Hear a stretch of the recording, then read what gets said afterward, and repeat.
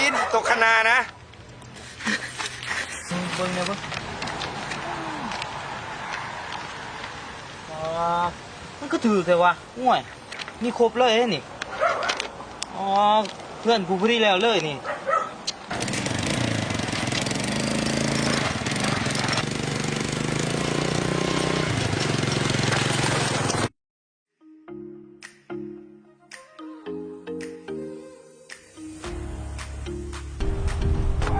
เดี๋ยวเริ่มลอง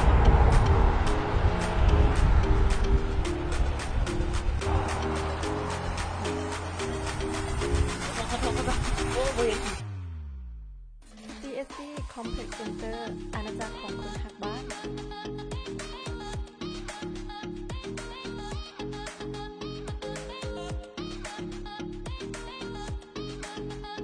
ซึ่งมีหลายกว่า250แบรนด์และ 100,000 กว่ารายการสินค้า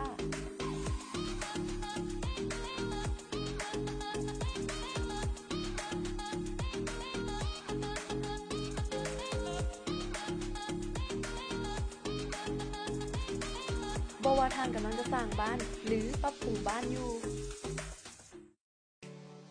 สบายใจได้เลยเพราะทั้ง CFC มีบริการขนส่งถึงบ้านทานเพียงแต่ทานซื้อสินค้าครบ1,500,000 กิกขึ้นไป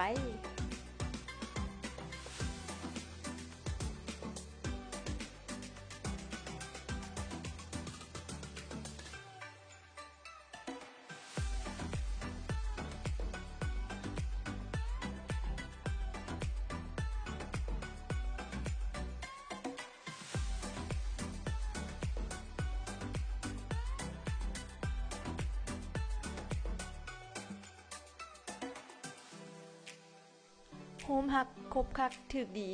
ต้องที่นี่ CSC เท่านั้น